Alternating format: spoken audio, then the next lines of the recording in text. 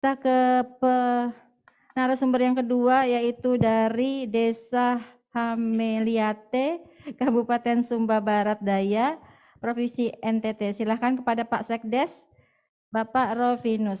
Ya, Assalamualaikum warahmatullahi wabarakatuh.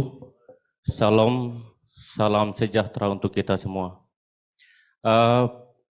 Mohon izin sebelum saya menyampaikan materi pengalaman kami dari Desa Melate, saya mohon maaf karena yang seharusnya duduk di tempat ini adalah pimpinan saya, Bapak Desa Melate. Cuman karena beliau ada kegiatan yang memang juga tidak kalah pentingnya dengan kegiatan ini, beliau mengutus saya untuk ikut kegiatan ini. Dari kemarin, mulai dari hari pertama sampai pada hari ini, saya kadang-kadang ketika mendengar teman-teman bicara tentang Sumba, saya senyum-senyum sendiri. Kenapa saya senyum? Karena ternyata kita yang ada di ruangan ini, kita belum semua mengenal Indonesia lebih jauh. Teman-teman sekalian, Sumba, kalau kita sering baca koran atau mungkin sering nonton televisi atau berita, Sumba itu pernah dijuluki sebagai pulau terindah dunia. Versi majalah Jerman, kalau tidak salah itu di tahun 2018 atau 2019. Juga Sumba dikenal sebagai memiliki hotel terindah dunia, Hotel Nihiwatu, ada di Pulau Sumba. Jadi menurut saya, salahkah kita orang Indonesia kalau kita tidak tahu Sumba? Kalau Sumba itu dianggap sebagai Sumbawa. Sumba adalah bagian dari NTT. Terima kasih. Ya, NTT, bukan Sumbawa itu NTB. Kalau Sumba itu adalah NTT. Kalau kita sering menonton Pasola, pernah dengar kata Pasola, kuda sandalwood itu ada di Pulau Sumba. Dan selain itu juga ada banyak julukan-julukan. Sumba itu dikenal sebagai Pulau Cendana. Pulau Cendana. Jadi ada banyak hal tentang Sumba. Kalau kita ingin berkunjung ke Sumba, pasti kita tidak mau pulang ke sana. Yang walaupun kalau dilihat dari kemajuan, tingkat kemajuan di ibu kota, saya memang, saya kemarin di tempat tanya oleh Bapak bahwa saya bilang pusing. Kenapa saya pusing? Karena saya merasa iri. Sekali-sekali, mudah-mudahan ke depan pembangunan itu dialihkan ke sana. Seperti itu. Jadi,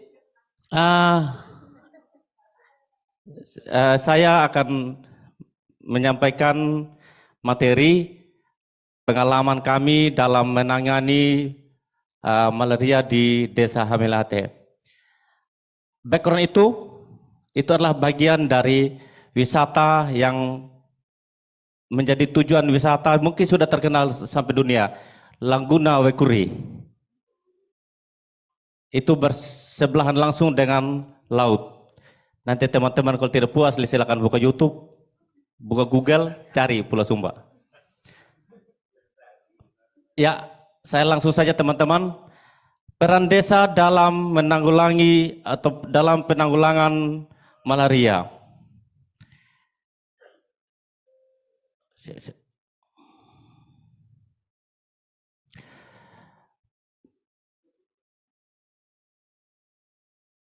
Pengalaman baik desa dalam penanggulangan malaria di Desa Hamilate, Kabupaten Sumba Barat Daya. Lanjut. Ya, secara garis besar atau gambaran umum tentang Desa Hamilate, Hamilate itu memiliki luas wilayah kurang lebih itu 22,92 km persegi. Di situ mungkin tidak ditulis, dan atau 20, ya saya ulang, untuk luas wilayah Desa Melate itu 2.299,5 atau 22,92 km persegi. Jadi kalau bicara Desa Melate, bicara jumlah penduduk secara keseluruhan itu 6.251, KK 1.251. Total kasus itu ada 22%, 22, api 0,6, target Aber itu yaitu 30%, target per bulannya itu 225. Jadi jumlah pemeriksaan sampai pada September 2022 2,367, sama dengan dalam pemeriksaannya itu adalah 59,92%.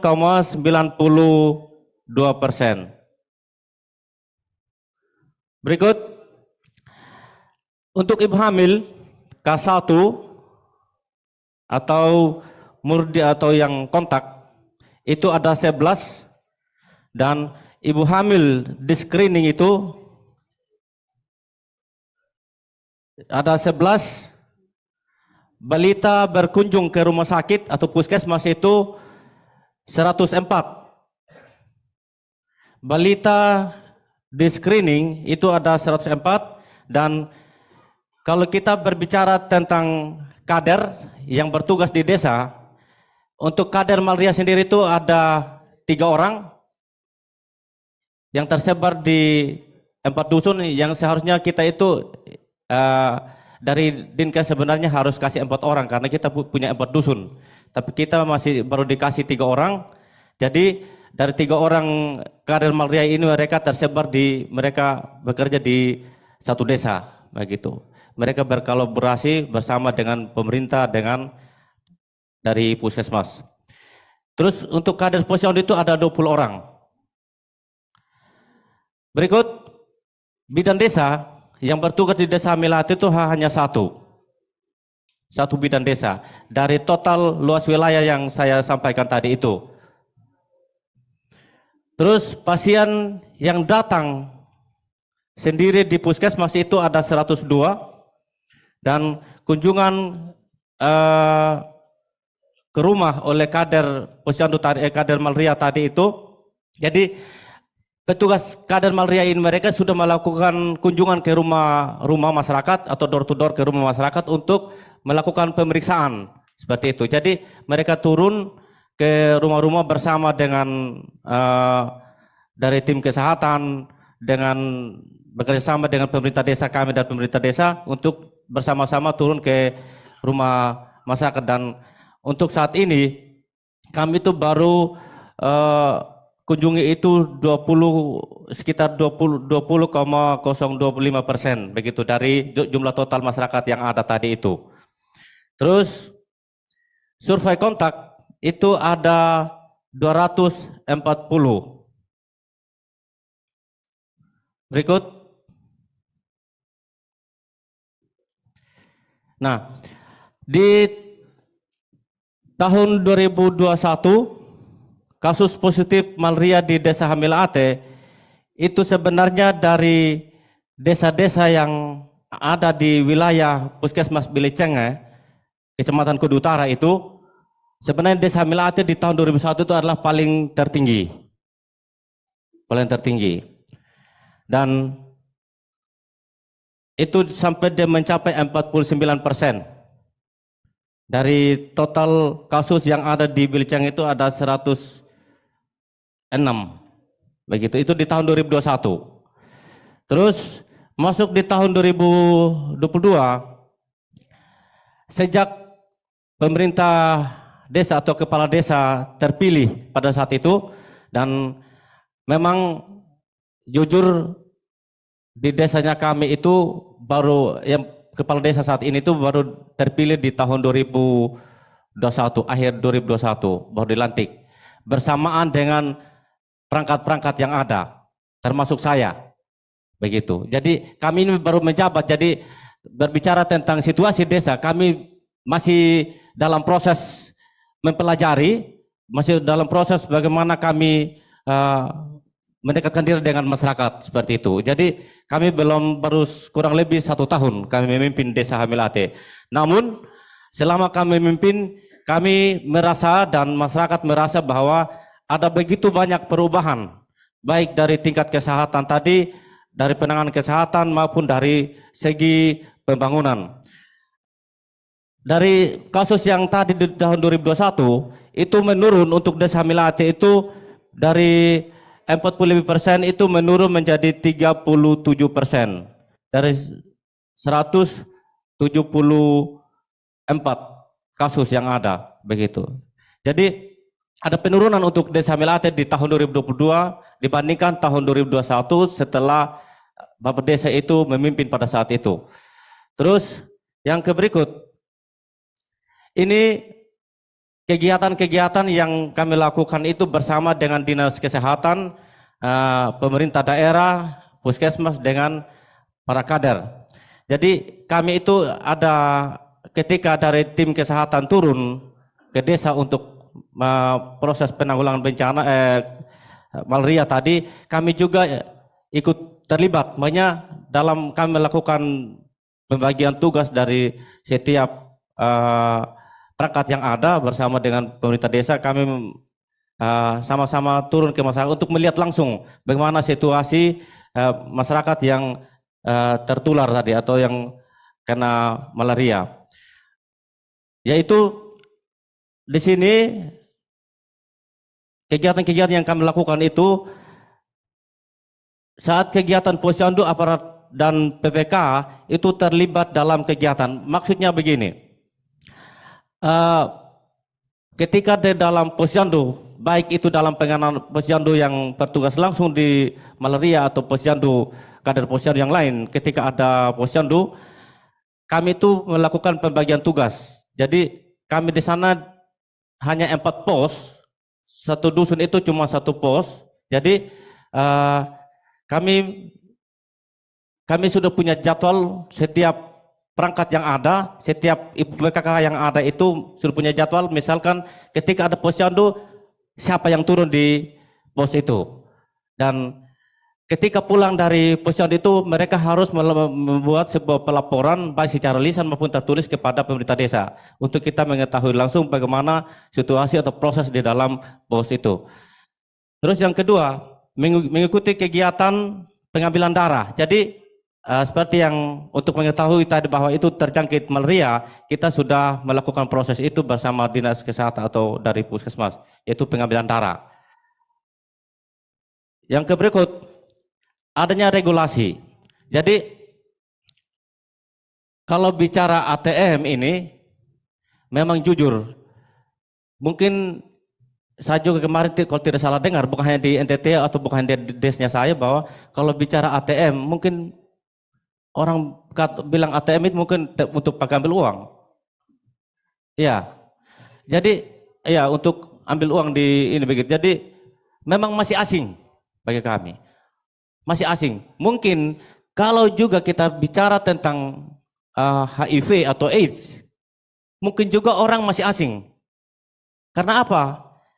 Seperti yang saya sampaikan dari awal tadi, kita merasa iri dengan pembangunan atau kemajuan yang ada di ibu kota dengan di daerah lain atau di daerahnya kami. Karena mungkin karena kurangnya peran tadi dari mungkin sebelumnya kurangnya peran atau mungkin dianggap tidak terlalu penting pada saat itu, akhirnya sosialisasi itu tidak ada.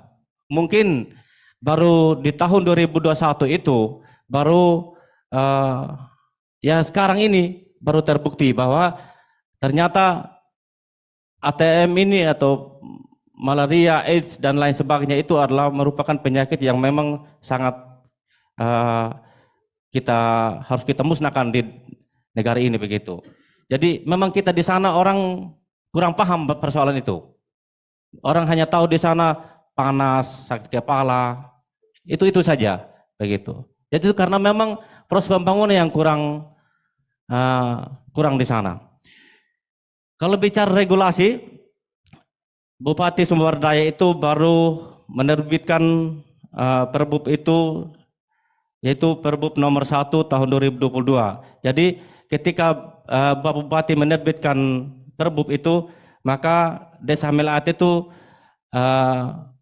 langsung menganggarkan untuk penanggulangan malaria itu untuk para kader, mulai dari transport dan lain sebagainya itu 7.600.000 rupiah, 600.000 rupiah. Jadi kita sudah menganggarkan untuk penanganan malaria. Tapi kalau untuk penanganan hal-hal lain, misalkan TBC dan AIDS tadi itu, memang kita tadi itu menjadi hal asing, begitu. Jadi ya karena memang kurangnya sosialisasi.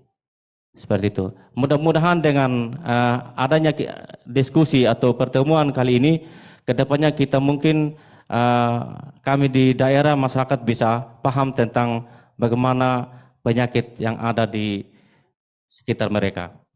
Yang berikut, yang kami lakukan di desa juga itu, pemerintah desa sudah mengeluarkan surat himbauan pada tempat-tempat ibadah atau tempat wisata. Jadi kami di Desa Hamili itu dikenal sebagai desa wisata. Kami juga di Desa Hamili itu dikenal sebagai desa lumbung pangan.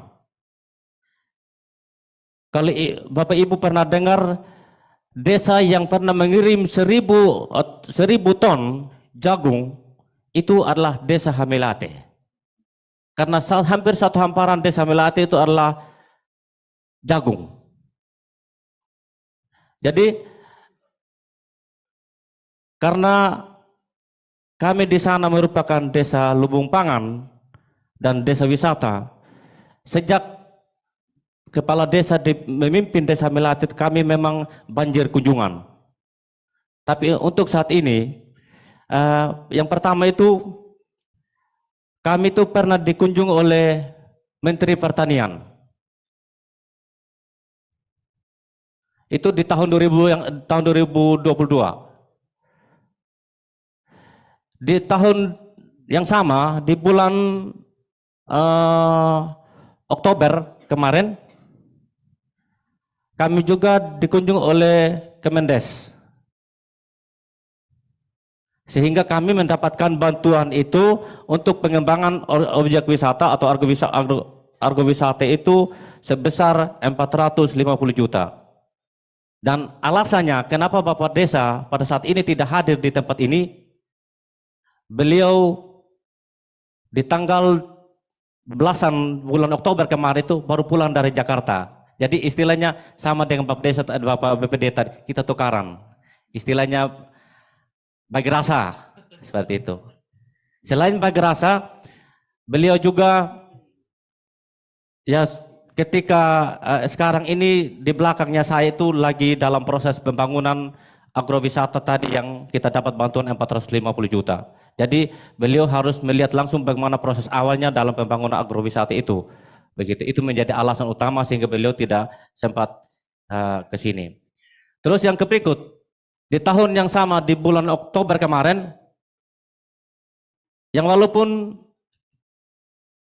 desanya kami itu belum ada penginapan yang maksimal, walaupun desa kami itu sudah dikenal sebagai desa yang sudah ada yang terpapar malaria, tapi puji Tuhan Bapak Gubernur berani bermalam di rumah warga di tanggal 21 di Desa Melate. Gubernur itu berkunjung di Desa Melate tanggal 2021 dan bermalam di situ. Bermalam di Desa Melate yang walaupun ada banyak hotel tapi beliau lebih memilih untuk tidur dengan warga. Entah harapannya apa kita tahu, yang penting kita sebagai masyarakat bersyukur ada pejabat yang datang bermalam dan tidur di rumah kita. Seperti itu. Jadi itu pengalaman-pengalaman kami. Jadi untuk persoalan malaria memang untuk saat ini Desa Melate sudah ada penurunan, dan dari penurunan itu kami juga mendapat hikmahnya karena selama orang datang berwisata, selama orang datang berkunjung, belum pernah ketika mereka pulang, mereka kena malaria gara-gara pulang dari hamili, seperti itu. Jadi kami bersyukur itu. Jadi itu pengalaman-pengalaman baik kami. Kami sudah melakukan kolaborasi kerjasama dengan dinas kesehatan, puskesmas, kader-kader yang lain untuk kita menanggulangi penyakit malaria yang ada di Desa Melate. Itu saja materi yang kami sampaikan. Yang itu adalah perbub tadi yang saya sampaikan dan saya sudah bacakan tadi, dan itu hanya sebagai lampiran saja, seperti itu. Perbub yang dibuat oleh Bupati Sumber Daya. Jadi itu saja yang perlu saya sampaikan, dan persoalan lampiran-lampiran itu adalah ini. Saya bisa lanjutkan ya, supaya bisa lihat sama-sama. Ya, ini kondisi kami Bapak Ibu, seperti yang saya bilang tadi bahwa ini rumah warga. Mungkin kenapa NTT itu tertinggi malaria, terkena malaria, karena memang situasi rumahnya seperti ini Bapak Ibu. Hampir seluruh warga NTT, khususnya kami di Sumba, mereka memiliki rumah adat itu. Rumah adat. Rumah panggung. Jadi dengan banyak jendela di bawah, di atas, di sebelah kiri kanan, tanpa ada sungai di bawah pun nyamuk pasti akan masuk. Tanpa ada air di samping kiri kanan rumah pun nyamuk pasti masuk. Karena apa? Banyak jendela. Begitu. Jadi makanya saya bilang tadi, doakan kami semoga ke depan pembangunan juga mengarah ke Pulau Sumba. Seperti itu. Jadi ini yang duduk ini di kunjungan rumah oleh kader juru malaria itu, yang di samping itu Bapak Desa. Kepala Desa yang duduk ini. Jadi Bapak Desa turun langsung bersama dengan tim kesehatan untuk melakukan kunjungan dan melihat langsung bagaimana proses itu. Terus yang berikut ini survei reaktif oleh petugas. Jadi mereka sudah dari Dinas Kesehatan bersama pemerintah, kami sudah betul-betul melakukan itu, yang walaupun belum maksimal karena seperti yang saya bilang tadi bahwa kita masih dalam proses melakukan pendekatan diri terhadap masyarakat karena kita juga masih baru di dalam pemerintahan desa, seperti itu. Itu saja yang perlu saya sampaikan. Sekian dan terima kasih. Baik, kita beri aplaus dulu untuk Bapak Sekdes, Bapak Rovinus. Ya, jadi dengan adanya pemaparan Pak Sekdes, jadi menambah pengetahuan kita terkait dengan adanya Desa Hameliate ini menjadi di Provinsi Sumba, keindahannya ya Pak ya, keindahannya menjadi, terus kemudian mungkin ke depan akan menjadi sebagai tujuan kota wisata kita. Mungkin saya colek Pak Halik, mungkin kita nanti ada pertemuan di sana. Ada Laguna Merkuri ya Pak, apa tadi Laguna Merkuri. Nah, itu apa Pak, tempat wisata yang oh iya, Bapak tidak tampilkan di sini ya? Oh yang pertama itu Laguna Merkuri, oh iya. Kemudian juga Desa Hameliate juga sebagai desa lumbung pangan dan desa wisata yang bisa apa Pak tadi 1000 kilo apa Pak 1000 ton Pak, jagung Pak ya Pak ya. Oke, kita baru tahu ya Bapak Ibu ya. Tadi saya agak susah spellnya Hameliate, sekarang sudah lebih ini. Hameliate dari Sumba Barat Daya Pak ya, NTT, bukan NTB ya, NTT.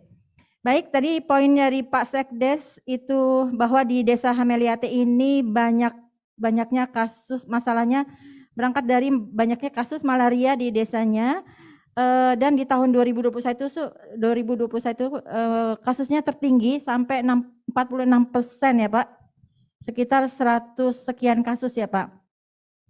Nah dalam waktu setahun pemerintah baru yang sekdesnya Pak Rovinus ini dapat menurunkan angka kasus malaria ini dengan berbagai kegiatan dan adanya anggaran malaria menjadi 37% dalam waktu setahun ya Pak. Kurang dari setahun ya Pak, luar biasa. Baik, kita buka sesi untuk diskusi. Silahkan yang mau bertanya, baik yang di ruangan ini maupun yang di Zoom, silahkan di chat dulu. Saya nggak Bu. Silahkan dari, ya sudah ada yang penanya, boleh mikrofonnya? Ya, tolong Mas Kodi, ya tolong. Yang ini di depan, ya 1, 2, 3. Ya 3 penanya. Oke, baik dulu yang belakang dulu, karena sudah pegang mic. Silahkan Pak, pertanyaannya. Disebutkan namanya, dari mana, kemudian ditujukan pertanyaan itu pada siapa. Terima kasih.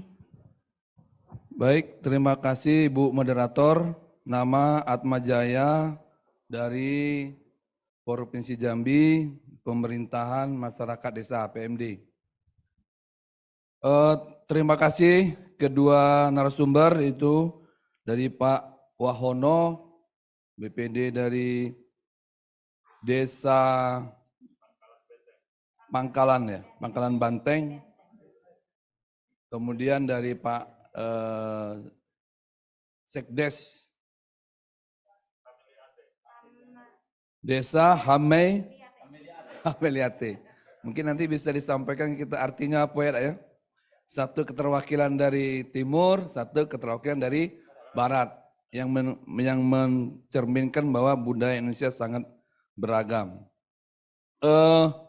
Luar biasa sekali tadi yang telah disampaikan oleh kedua narasumber terkait upaya-upaya yang dilakukan di desanya dalam melaksanakan, meningkatkan penanggulangan dan pencegahan yang berkaitan dengan persoalan HIV/AIDS, tuberkulosis, dan malaria.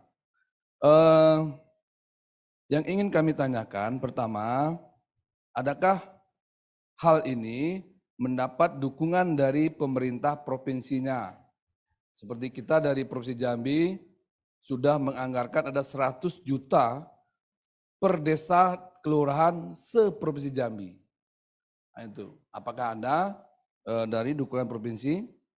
Kemudian yang kedua, Pak Ketua BPD dan Pak Sekdes, dalam upaya hal ini, menurut Bapak nih kita diskusi, apakah ada pelaksanaan kegiatan tugas dan fungsinya menggunakan cara-cara kearifan lokal atau budaya lokal? Apakah hal demikian masih efektifkah dalam kita menyelesaikan persoalan-persoalan yang ada di desa? Nah, saya juga minta pendapat dari, karena ini langsung pelaku-pelaku lapangan. Kemudian kalau memang belum efektif, apa tidak lagi efektif, persoalan apa sebenarnya yang sedang saat ini yang dihadapi di desa kita masing-masing nih, mungkin di seluruh, mungkin bisa nanti disampaikan informasi itu supaya kita mendapatkan informasi juga untuk bisa mengantisipasi menyelesaikan persoalan-persoalan di depan terhadap khususnya di desa-desa. Demikian yang kami sampaikan, lebih kurang mohon maaf. Wabillahi taufiq wal hidayah. Assalamualaikum warahmatullahi wabarakatuh. Baik, langsung dijawab atau langsung ya Pak? Baik. Oh, ditampung dulu. Baik, tampung dulu. Sekarang penanya kedua, silakan. Maaf Pak, yang di depan terakhir ya Pak. Oke, baik. Terima kasih. Assalamualaikum warahmatullahi wabarakatuh. Saya Pak John Henry, untuk yang kesekian kali ini bertanya. Pertama, saya memberikan apresiasi buat dua desa yang sudah mempresentasikan bagaimana praktik baiknya di masing-masing daerah. Tadi desa Hameliate, saya tadi kebaca Hamilate tadi. Ya, di daerah Sumbah ya, di NTT merupakan daerah objek wisata, ternyata angka kasus malarianya sebelumnya itu cukup tinggi. Dan alhamdulillah tadi katanya sudah dianggarkan sekian persen untuk pemberantasan masalah penyakit malarianya. Artinya dukungan dari dana APBD DES-nya. Berikut juga tadi dari desa Benteng tadi ya. Ya, Pangkalan Benteng. Karena Benteng ini sama juga di daerah kita ada kabupaten juga Pak, Benteng juga namanya. Tapi kabupaten. Moga-moga desa Bapak bisa jadi kabupaten juga nanti. Ya, terkait juga dengan bagaimana penanggulangan untuk tuberkulosis, HIV AIDS, dan mungkin juga malaria tadi. Nah, yang pertanyaan saya ini mungkin satu buat panitia, ini contohnya kan desa, apakah ada hari ini contohnya yang kelurahan? Karena di lokus Adinkes itu ada lokus kelurahan. Kan polanya berbeda, kita dari kemarin membahas tentang pendanaan dana desa. Nah ini dana kelurahan seperti apa? Karena kalau di desa sudah jelas fungsi BPD tadi yang diceritakan oleh Bapak dari mana tadi apa? Pak Wahono ya dari Benteng tadi. Tetapi yang di kelurahan itu belum muncul. Tadi kita tunggu-tunggu siapa tahu ada dari kelurahan karena penganggaran kelurahan itu juga ada dari APBD-nya. Seperti apa nanti? Gimana Pak? Oh iya Bu Moderator itu pertanyaan untuk panitianya. Karena untuk contoh praktik baiknya karena di lokusnya Adinkes, seperti di provinsi kita, itu cuma satu, Kota Bengkulu. Yang kedua, terkait juga dengan program ini ya. Program ini tentunya kalau yang lokusnya untuk eliminasi malaria, bagaimana nanti ke depan tuh bisa mempertahankan posisi itu dengan dukungan dari dana APBD-nya. Nah untuk daerah-daerah yang tadi dicontohkan, mungkin daerah-daerah yang mengarah atau menuju kepada posisi eliminasi malarianya, seperti yang di NTT tadi. Nah, yang kami ingin lebih fokuskan, tadi kami lihat tadi pengurus desanya itu baru semua, termasuk Bapak Ketua BPD-nya dan juga dari Sekdesnya. Kendala di negara kita ini, setiap ganti pimpinan biasanya ganti program. Yang kita pertanyakan nanti bagaimana konsistensi dan komitmen, ini bukan berarti nanti harus diganti ya, karena program ini tidak hanya sebatas pada saat ini. Bagaimana sustainability-nya program itu? Apakah Bapak dari BPD yang di Desa Benteng tadi dan juga di NTT ini sudah menjalankan program yang sebelumnya ada di pejabat sebelumnya, baik BPD-nya sebelumnya, baru ke Bapak. Ada integrasi tidak program ini? Ataukah memang baru semua dilakukan ini? Itu yang pertanyaan pertama. Yang kedua, terkait dengan keterlibatan LKD seperti LPM ya. Kalau di kelurahan itu kan ada LPM juga, walaupun dia fungsinya sebagai LKD ya lembaga kemasyarakatan kelurahan aja Bu ya, yang ada di kelurahan. Nah kalau di desa ini kan berbeda lagi, ada posisi BPD, ada posisi Kades, ada LKD-LKD yang lain. Bagaimana BPD menyerap aspirasi dari lembaga-lembaga yang ada ini, khususnya yang dicontohkan di Benteng tadi. Mungkin itu saja Bu, terima kasih. Assalamualaikum warahmatullahi wabarakatuh. Assalamualaikum warahmatullahi wabarakatuh. Baik Pak, terima kasih. Satu lagi di depan nanya. Ya, silahkan disebutkan nama dari mana dan kepada siapa Pak. Terima kasih moderator atas kesempatan diberikan. Nama saya Adrian Suwu dari Dinas Pemberdayaan Masyarakat dan Desa Daerah Provinsi Sulawesi Utara.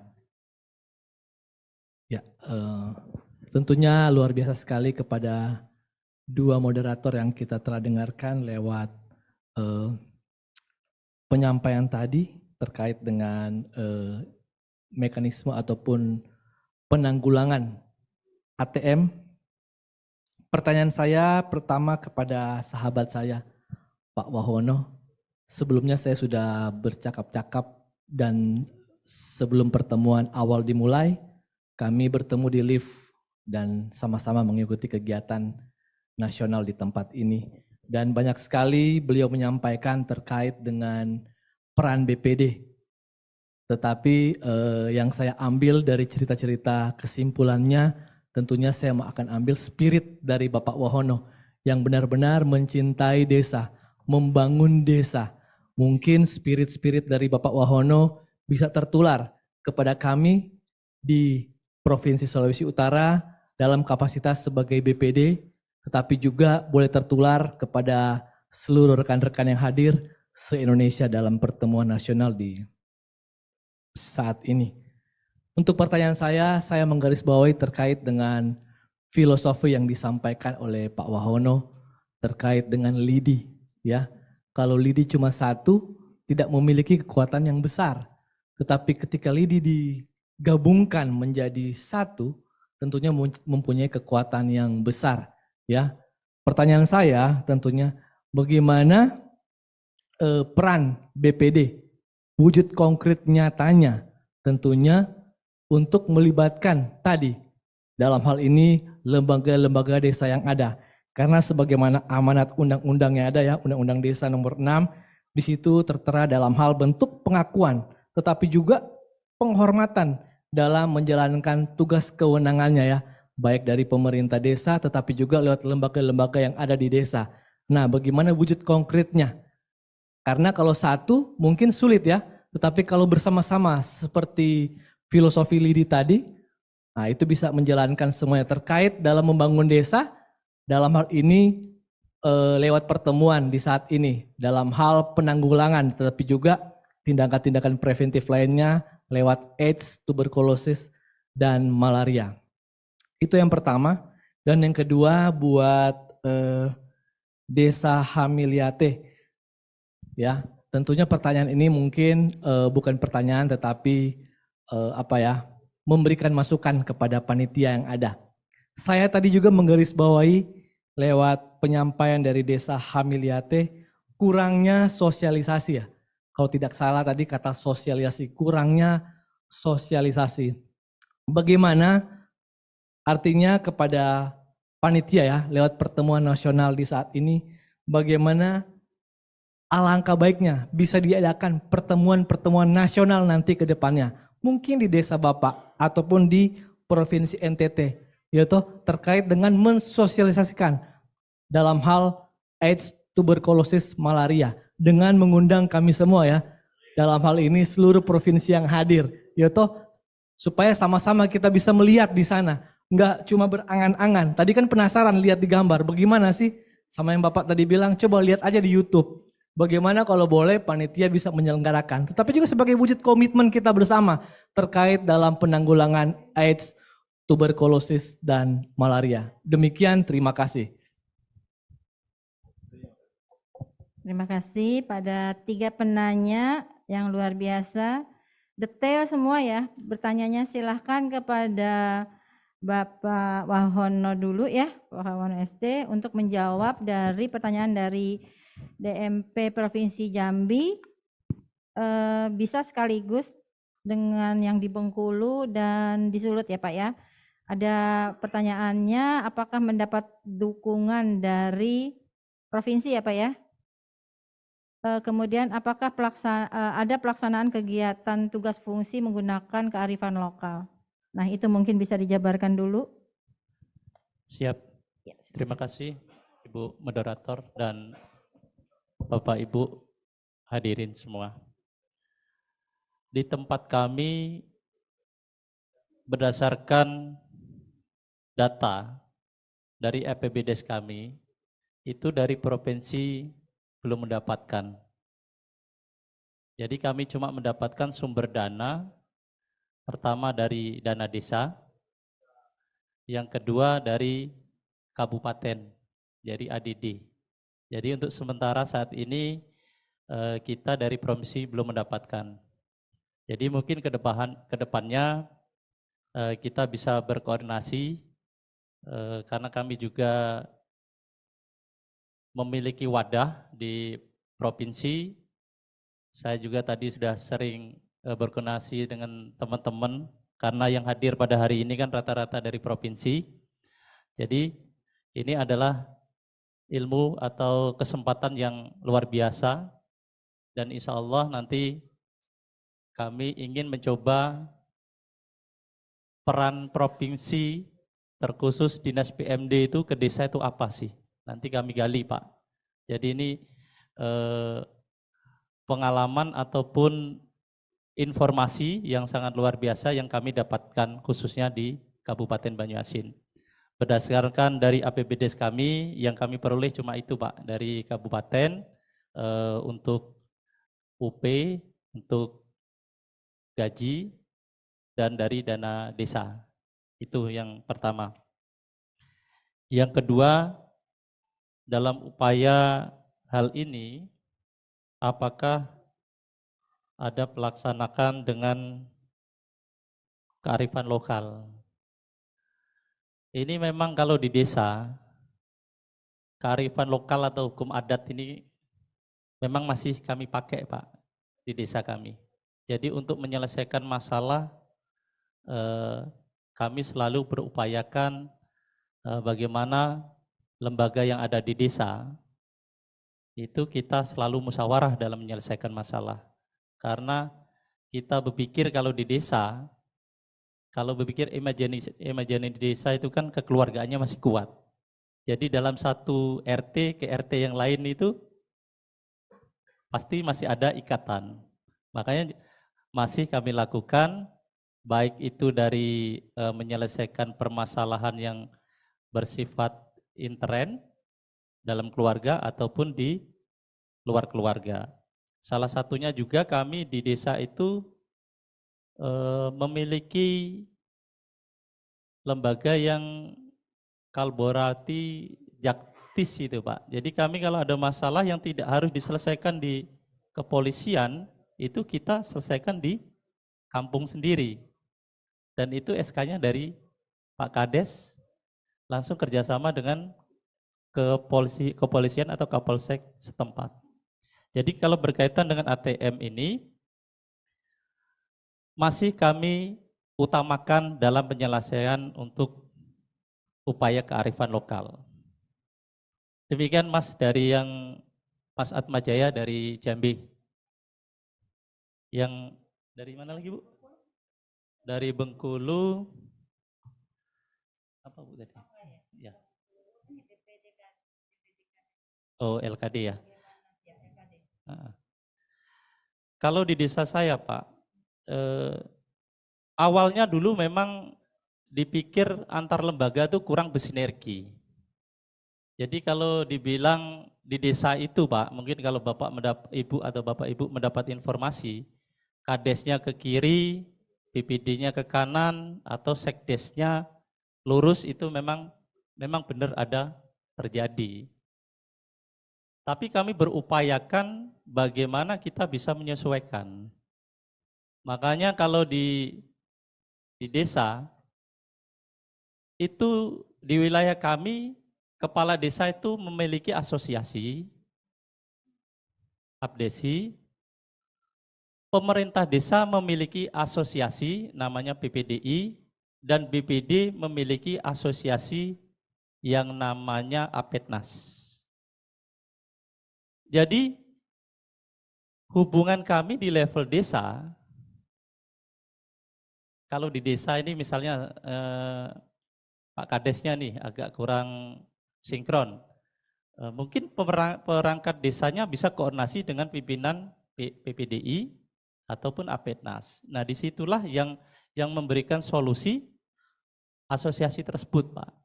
Jadi itu kita jalankan. Jadi alhamdulillah dari kebijakan-kebijakan yang seperti ini itu dilakukan, akhirnya koordinasi antar lembaga itu berjalan dengan baik. Bahkan kalau zaman dulu untuk memperjuangkan BIMTEK seorang BPD itu sulitnya luar biasa. Tapi bagaimana kita bisa berkolaborasi bahwa ini loh pentingnya Pak Kades, ini perangkat desa, pentingnya BPD juga mengetahui bagaimana kita dalam pengawasan kinerja dan pengawasan anggaran, itu Pak Kadesnya agak lebih santai dalam bekerja. Karena masalah di desa itu super sekali. Ibu melahirkan ke Pak Kades. Warga sakit ke Pak Kades. Nah bagaimana lembaga-lembaga itu bisa mengambil perannya masing-masing. Jadi alhamdulillah ini bisa kita laksanakan, jadi Pak Kadesnya juga bisa kalau bekerja itu tinggal nekel remote lah kata kami itu. Jadi kalau memang ini tolong bidangnya ini dibantu, bidangnya BPD. Nah, tapi kami masih memiliki PR. PR-nya seperti ini. Kita di BPD itu sebenarnya memiliki keterwakilan perempuan. Tapi sekarang ini keterwakilan perempuan ini seolah-olah terimajinir. Jadi belum memiliki support atau belum memiliki dorongan bagaimana tupoksi mereka ini lebih memahami. Makanya pada tahun depan Bapak Ibu sekalian, kita di desa saya, di kabupaten saya membuat himbauan bahwa untuk penganggaran BIMTEK keterwakilan perempuan. Dan kami alhamdulillah mendapat support dari ibu-ibu semua, mereka memang sangat membutuhkan karena saya pikir keterwakilan perempuan harus kita dorong karena mereka tugasnya sangat fleksibel daripada kita. Kalau perempuan insya Allah lebih sabar, tapi kami kadang laki-laki ini lebih cepat tapi kadang tidak menyelesaikan. Itu. Jadi alhamdulillah Bapak, koordinasi kami antar lembaga berjalan dengan baik, tapi tidak luput dari adanya asosiasi-asosiasi tersebut. Yang terakhir, bagaimana BPD untuk melibat wujud konkret untuk melibatkan lembaga-lembaga ini. Wujud konkret kami adalah kami bisa yang jelas di desa mampu dan bertanggung jawab menggerakkan perekonomian di desa. Salah satunya adalah dalam penganggaran dana desa kita mampu menyumbangkan ide-ide yang bisa digunakan di APBDes, dan sudah itu juga BPD juga mampu yang jelas mengawasi kinerja Pak Kades. Nah, ini ada cerita yang menarik Bapak Ibu sekalian. Di wilayah kami dahulunya seorang BPD mendapatkan salinan APBDes itu kayak perang. Jadi untuk mendapatkan salinan APBDes yang saya bawa ini, itu gontok-gontokan dulu dengan pemerintah desa dan Pak Kades. Ini benar terjadi. Padahal ini adalah hal yang harus kita miliki. Bagaimana kita mengawasi kalau kita tidak mendapatkan salinan APBDes? Nah, maka dari itu kami dengan bentuk asosiasi ini, kita bantu teman-teman dari 21 kecamatan itu masih ada juga. Karena wilayah kami ini perairan dan daratan Bapak Ibu. Mereka mendapatkan salinan APBDes ini tahan mereka sokongan ke kabupaten dulunya. Bisa satu desa 30.000. Nah, ini cerita ini memang benar ada. Tetapi dengan asosiasi kita, alhamdulillah kita membantu. Sering kita ke desa, sosialisasi ke Pak Camat, ke Pak Kades. Mereka sekarang ini mendapatkan walaupun belum semuanya, kalau saya lihat dari laporan teman-teman itu sudah enak. Padahal kalau kita mendapatkan salinan ini, pengawasan dan pembackupan ke Pak Kades itu lebih maksimal. Jadi untuk itu mungkin bisa dijadikan referensi bahwasanya bagaimana nanti kalau Bapak kedatangan seorang BPD bisa memberikan pengalaman, karena APEDNAS ini sudah hampir di seluruh provinsi ada, tapi mungkin kalau ke desanya kadang memang belum, karena masih kita kalau mendapat kebenaran, saya di provinsi itu wakil ketua, jadi saya tahu bahwasanya kalau tidak ada permintaan dari kabupaten kita tidak bisa, tapi sosialisasi karena kita ini sifatnya asosiasi, tidak ada anggaran, maka kita dari cara seperti inilah mungkin Bapak Ibu bisa membantu supaya kawan-kawan BPD ini marwahnya akan timbul kembali. Tapi alhamdulillah di kabupaten saya dengan adanya asosiasi ini, tahun pertama saya dapat reward dari kabupaten, mendapatkan anggaran 75 juta, dan tahun depan ini insya Allah kita mendapatkan 250 juta untuk kegiatannya. Terima kasih Bapak Ibu. Baik, terima kasih Pak Wahono. Selanjutnya silakan Pak untuk menjawab pertanyaan. Ya, terkait tadi tentang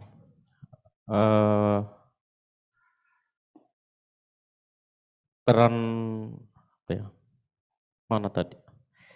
Adakah hal yang dilakukan atau yang didapatkan dari provinsi atau dukungan dari provinsi? Pertanyaan dari Pak Atmajaya tadi, ya sama sebenarnya. Mungkin di desnya apa yang disampaikan oleh Bapak BPD tadi sebenarnya sama. Jadi entar lagi kalau bicara dukungan atau bantuan, mungkin ini kan negara kan sistem hierarki. Jadi tidak mungkin dari Bapak dari provinsi mungkin tahu, tidak mungkin tanpa regulasi langsung, yang walaupun kita sebagai manusia pasti jatuh hati ketika melihat sebuah daerah atau sebuah wilayah mungkin ada terjadi sesuatu, kita sebenarnya cuman karena terikat dengan regulasi yang ada mungkin bisa saja begitu. Tapi seperti yang disampaikan oleh BPD tadi bahwa semua desa itu sama. Untuk persoalan dukungan secara moral mungkin iya, tetapi kalau persoalan dukungan tadi adalah yang kami rasakan selama ini, itu sebenarnya kalau bicara soal sumber dana, itu hanya mulai dari kita dapatnya dukungan dari APBD daerah, kabupaten, dan juga dari dana desa. Kalau persoalan dukungan dari provinsi, mungkin untuk saat ini kami belum pernah merasakan di desa, dan kebetulan ini dari provinsi yang bertanya begitu, ya mudah-mudahan dikomunikasikan supaya nanti ke depan kami di desa bisa dapat dukungan yang lebih lagi begitu. Jadi supaya dalam penanganan kasus-kasus atau persoalan-persoalan di desa itu betul-betul terlaksana dengan baik. Itu harapan kami. Terus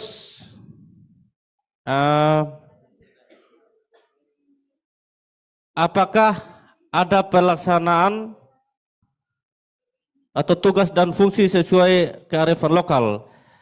Ya, apa ya, kalau persoalan kearifan lokal dalam menyelesaikan suatu persoalan, di desa itu ada beberapa kelembagaan yang memang bisa selain pemerintah desa itu sendiri menangani persoalan, ada lembaga-lembaga tertentu yang memang dipercayakan atau diberikan di SK-kan oleh desa untuk menangani sebuah persoalan. Begitu. Jadi pertama itu adalah lembaga adat atau tokoh adat. Jadi mereka itu bertugas untuk mendampingi para RT, RW, kadus dalam menyelesaikan persoalan-persoalan di desa seperti itu. Terus kalau bicara soal persoalan seperti tadi disampaikan oleh BPD bahwa mungkin antara pemerintahan desa atau mungkin persoalan-persoalan yang ada di desa atau di bawah tidak sama dengan persoalan-persoalan yang ada di tingkat atas begitu. Jadi kalau persoalan di tingkat bawah ada soal hari ini langsung masuk TV. Kalau di desa kami seperti tadi, tokoh adat itu difungsikan. Jadi ketika ada persoalan, pemerintah itu atau masyarakat atau keluarga takut sekali persoalan itu keluar dari rel itu begitu. Makanya merasa malu begitu. Jadi makanya pemerintah desa itu betul-betul menekankan supaya tokoh adat itu betul mereka punya andil di dalam keluarga atau masyarakat itu, supaya persoalan itu jangan sampai sampai ke tingkat-tingkat yang lebih ini, padahal bisa diselesaikan di dalam desa itu sendiri seperti itu. Jadi untuk persoalan kearifan lokal di desa itu pasti kami gunakan kearifan lokal. Apapun itu yang penting bisa diselesaikan di dalam desa, kami tetap gunakan kearifan lokal seperti itu. Jadi mungkin Mas Arul lagi tadi, peran BPD, ya peran BPD, ya untuk dari Bapak Adriansa, ya kalau dari Atmajaya tadi sudah ada 2, yang lainnya itu untuk panitia. Bapak Adriansa itu peran BPD dalam atau wujud konkret BPD di desa. Seperti yang kita ketahui bersama bahwa memang BPD itu adalah memiliki tugas dan fungsi yaitu pengawasan, mengawasi program-program yang ada di desa, dan mereka juga memberikan masukan-masukan kepada pemerintah desa dalam menjalankan program atau visi misi desa, visi misi sebagai kepala desa begitu. Jadi contoh misalkan wujud konkret dalam BPD untuk yang sesuai yang kami alami saat ini, seperti yang disampaikan oleh Bapak BPD tadi, bahwa memang jujur ini bukan hanya kami berdua yang merasakan, pasti semua desa juga begitu. Di tahun-tahun sebelumnya mungkin peran BPD itu tidak terlalu dipedulikan. Padahal sebenarnya suksesnya sebuah desa itu karena BPD sebenarnya. Karena tanpa peran BPD, tanpa pengawasan BPD, mungkin Bapak Desa ikut maunya saja. Begitu. Jadi kami juga di Desa Hamila Ate bersyukur, bukan kami memuji diri, karena ketika Bapak Desa Hamila Ate itu terpilih waktu itu, dan kebetulan visi misi dari Bapak Bupati adalah program 7 jabatan emas. Jadi ketika Bapak Desa terpilih itu, kami juga langsung dengan sendirinya Bapak Desa sesuai dengan pimpinan-pimpinan kinerja pada perangkat yang lama, beliau langsung ganti semua perangkat yang ada.